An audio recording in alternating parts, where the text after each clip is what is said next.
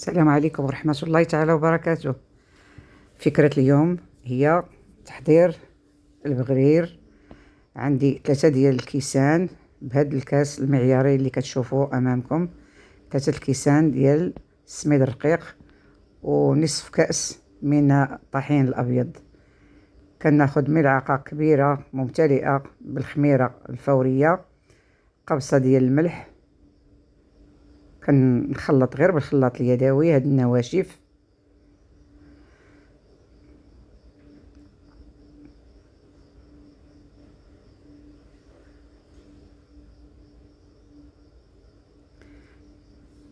كناخذ هاد الكأس كما قلت لكم المعياري هو اللي غادي نقيس به الماء.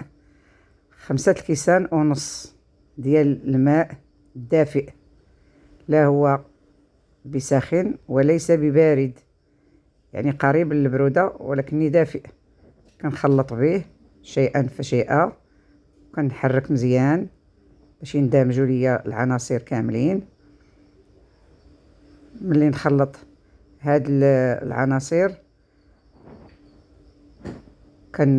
ناخد الكأس ديال الطحانة الكهربائية وكنصب فيه هذاك الخليط، وغادي نطحن كل هاد العناصر مزيان كما كتشوفوا. انا حيدت الصوت باش ما يكونش عندنا الضجيج في الفيديو. كنخلط مزيان مزيان مزيان مزيان حتى كيبداو يبانوا ليا الفقاعات. كنصب في الاناء او هاد البول كما كتشوفوا، راه كيبانوا لكم الفقاعات. دابا كناخذ 2 اكياس من فئه 8 غرام، يعني في المجموع 16 غرام. هذه اخر حاجه كنديرها في هذا الخليط. علاش ما درتهاش باش تطحن بالطحانه الكهربائيه؟ باش ما نقضيش على الجهد ديال هذه الخميره الكيماويه ديال الحلوى. كنخلط مزيان.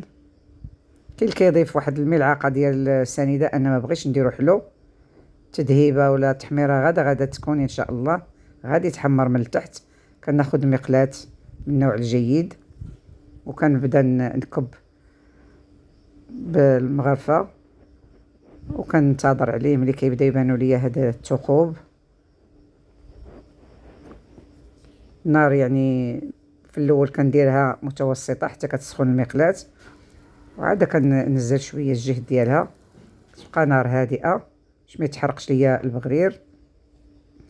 هذا نموذج من البغريره الاولى. ندوزو للبغريره الثانيه. كنبغيش نطول عليكم الفيديوهات. هذه راه كل بغريره بوحدها كنوريها لكم. كنبغيش نخلي حتى تبان الثقوب كامله، حيت عرفت غادي نوريهم لكم. كنوجد واحد المنديل نقي وكنبدا اللي طابت كنحطها بعيده على اختها. كل بغريره كنحطها بعيده على اختها باش ما يتلاصقش.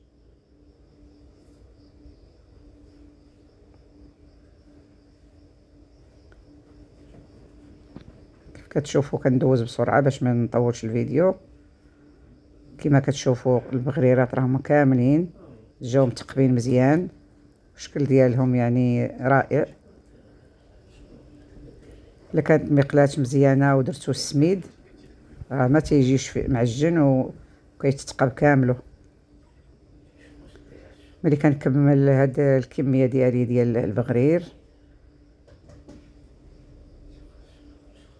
ملي كنشوف البغرير راه حسيت به برد، كناخذ شويه زيت العود كندوزو هكا بين يديا. الا بغيت ندير بغريره فوق بغريره غادي يكون البغرير ديجا برد وهكا مدهون بهذه الطريقه. هذا ماشي الدهن النهائي ديال التقديم. هذيك الساعه غادي نديرو سمينه وعسيله ولا زبيده وعسيله اولا زيت الزيتون، حيت كاين اللي كيبغي عا بالزيت الزيتون. الزبده كضرو ولا عنده كوليسترول ولا. المهم كندهنو بين يديا غير باش يجي وحده فوق وحده بدون ما يتعجن بدون ما يتلاصق. وكنوريكم التحت والاسفل ديال البغريره راه كلهم محمرين، يعني لا داعي لزياده السكر. واحد الملاحظه، دابا ولاو يديروا السكر في البغرير، السكر في المسمن، السكر في الخبز، السكر في المحراش. زعما انا ما كتعجبنيش هذه الفكره. البغرير طبيعي المغربي الأصيل العادي هو أنه بدون سكر.